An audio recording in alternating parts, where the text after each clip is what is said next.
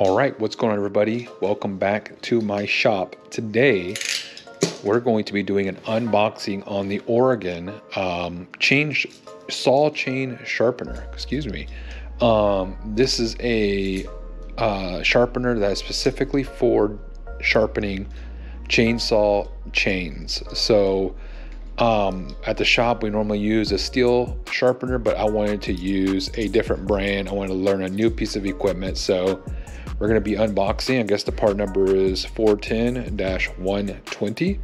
And this is the professional version, but it's the compact version. So let's give it a shot. The regular one was like $400. It was double the price. This one here was a little over $200 on Amazon. And I ordered it yesterday and it's already here today. So let's unbox it. Okay, box on top. Got the manual here, instruction manual. Throw that to the side. Good dividing on the packaging. Packaging looks good. Comes with a few different wheels here. And sorry for the noise. This comes with looks like 3 different wheels, probably 2 different variations for 2 different pitches of wheels or dimensions. So with probably like a 3/8 and a 3/25 or something. And then you have your feeler gauge, or your depth gauge, or your raker grinding wheel. That's the flat one. So you can use this to flatten your rakers. But I normally just do that with a hand file or a grinder. So this here looks like the base here. Yeah, that looks like the base there. And then here's the motor. Looks like this is the motor right there. And then here's some tools or accessories. Looks like we got obviously the handle. We have our measuring tool to measure the pitch. Looks like a depth gauge, finder, a little bit of a few different, probably a file finder here, and then some hardware. So, and then this one here is, I think this is for grinding down the feeler gauges as well. So either way, that's all that's in the box there, and we will put this thing together. All right, so temporarily I just have it mounted right here, and we will see what we can do here. Okay, perfect. Put this back down.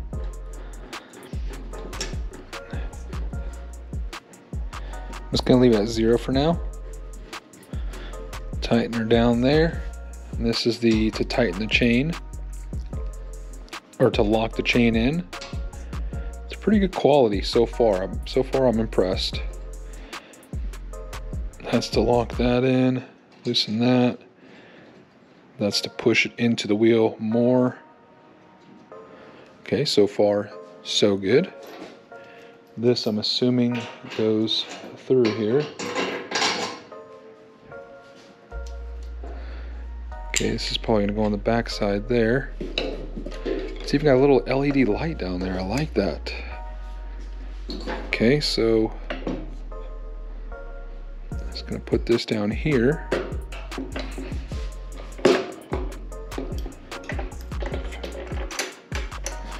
feel like that's supposed to go through there.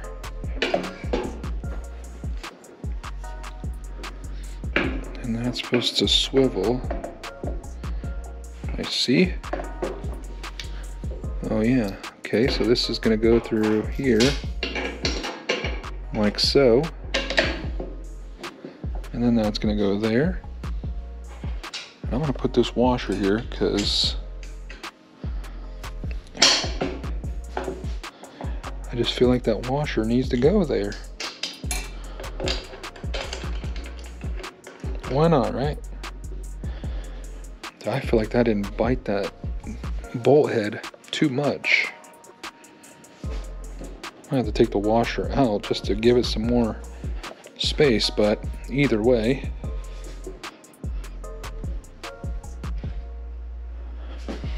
Oh, I see. This pin's supposed to go in that hole. Okay. There's that. Okay, now we're cooking. Okay, that's much better. All right, so there's a pin on the back side here that's supposed to go into the slot. And so now that we got that done, we're good. And then this, I don't know what this thing does here. Okay, I may have to look at the instructions after all. Ah, dang, I hate doing that. So I have to remember what we set the other dimensions to for when you set this. I want to say it's 60, but I could be wrong. So we'll have to, I'll have to look up these dimensions. I have them, I look it up for steel chain. I only use the settings for steel chains.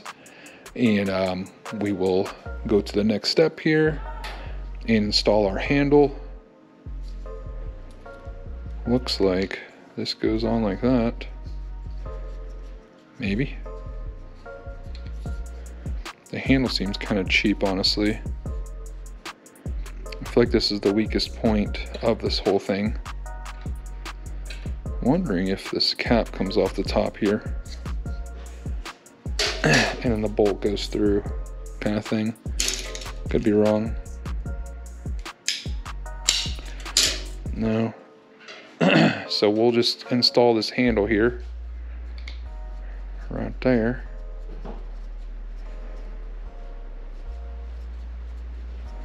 Why do I feel like this isn't right? There's no way this handle is like this, right? Alright, we may have to look at the manual because this seems way too cheap to go like that. Alright, this is saying I just put this bolt here and tighten it like this, so that's what we're gonna do. I'm gonna tighten that down. I'll have to tighten it with a screwdriver later, but for right now, it's just going chill. I feel like this is like being tapped into the handle, but whatever. I don't like the handle. So far, that's the biggest complaint I have. I feel like this handle's way too cheap feeling. But that's okay, that's an easy fix. We can literally make, you know, one homemade basically. Let me get a wrench and tighten this down. All right, so we'll get this thing tightened down like so, and then we'll screw the handle the rest of the way. Feels pretty good, honestly, how it's going down, but threading a regular bolt into plastic is, it just doesn't sit well with me. So we're gonna get this thing put in there. You can actually wall mount this thing, which I do like, so we may wall mount this thing. I'm not sure yet. I might get a post, you know, with a big rotor on the bottom as a weight to hold this thing down, but you can mount this thing to a wall, or you can mount it at the base down here. A couple different ways, but that's pretty much all she wrote. We just have to install the wheels onto here, which has got a couple of Phillips screws right there. And I think, well, I thought it came with one, maybe not, but we'll have to put the wheels on, but that's pretty much all she wrote. That's all included in this unboxing, and for the most part, it's built. You set your dimensions here, you set your table dimensions right there, and that's pretty much it. All right, what's going on, everybody? We're back. This is a different day. I wanted to show the thing in use now that I've sharpened one other chain with this thing. I've been super busy making other videos and whatnot, so let's finish this review or this unboxing. And yeah, so far I did one chain, honestly. So far the LED is not very bright, which I wish it was brighter, but not a huge deal, honestly. What I don't like is, like, normally with the sharpeners that I use, I can roll this chain through. And what I normally do is I get into a mode, because I'm doing this all the time, right?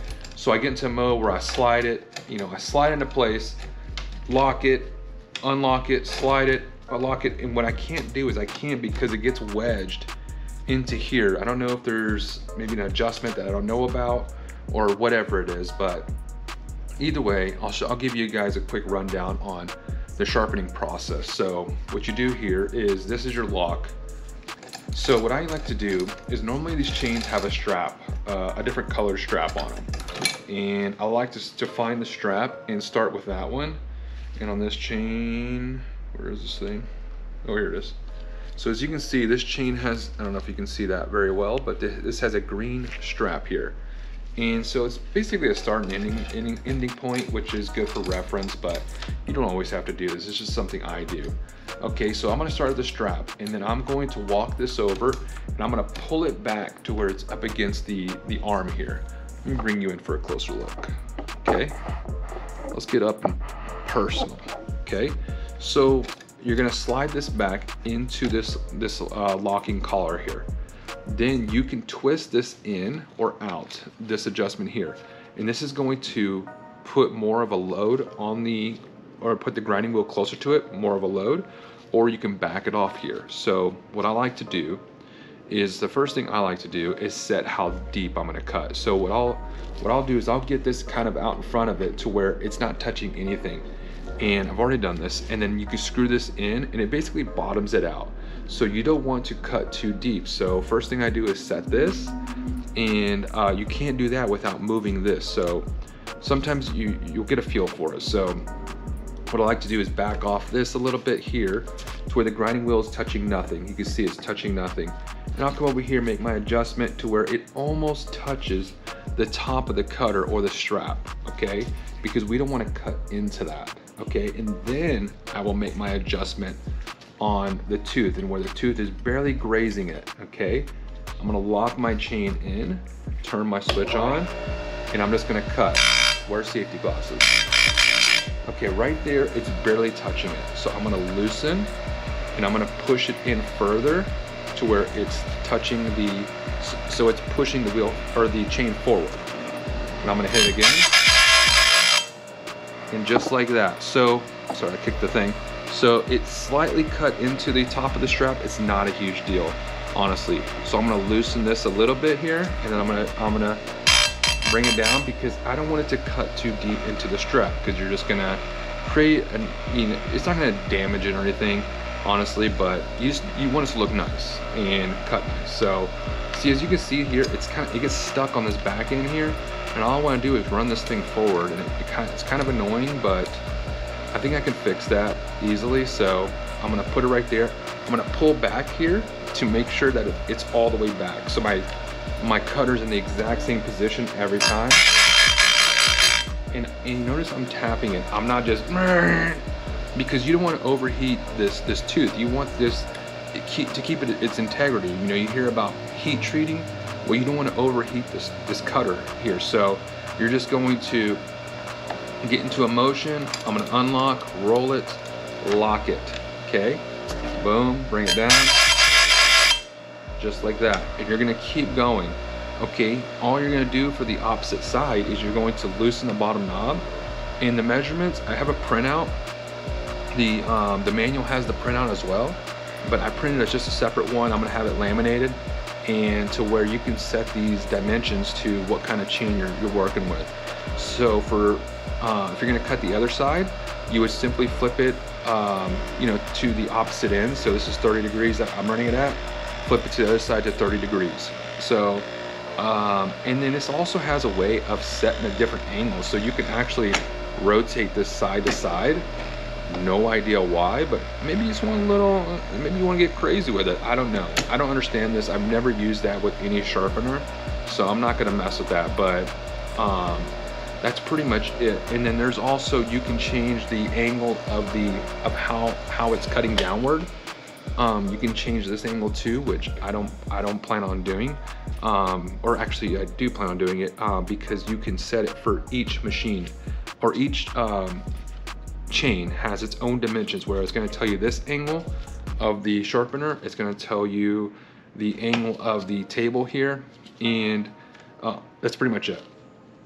So hopefully this video helped you guys, and I'll bring you in here for a closer look here, and so you can see the tooth that I sharpened. Let me see. me pull this out here. So you can see the tooth that I sharpened right there, maybe. It doesn't really focus very well because it's on a GoPro, but either way, the tooth is pretty sharp. I mean, it literally will hook into my glove there. It'll cut my glove, but these are brand new. I don't want to tear a hole in it. But yeah, so a little review for you guys, and hopefully, you know, maybe this helps you make a decision on if you want to do this. I see so many people just using a file and you know, it just takes too long. The next thing would be to grind down these rakers, but honestly, I would say use a cutoff wheel or something to grind these down, or what I use is a bench grinder. Simply take, if this is the wheel for the bench grinder, I literally take it like this. I put my thumb on the strap and then I go through and like this. It's literally that fast. And I just eyeball it, right? You're just gonna take a little bit off of the raker or the depth gauge and you're good to go. But that's pretty much it for sharpening your chain with your Oregon sharpener. So if you have a lot of chains, if you own a tree business, you're running through a lot of chains, I would recommend this sharpener for a couple $100. It's definitely worth it. It's definitely going to save you money. I charge about $10 a chain to sharpen, and like I said, it's well worth the money, and you can sharpen these things a bunch. And you don't want to, again, you don't want this thing to be really digging into these teeth. You want it to you're just grazing it, right? You're just taking the burr off, basically.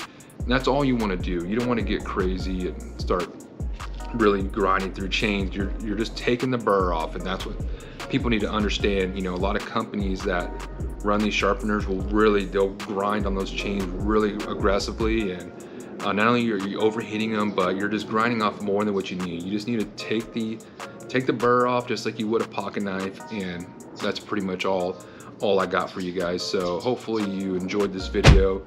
I wanted to show y'all what it looked like during operation, and so far $200, I would say it's worth it. We'll catch you guys next time.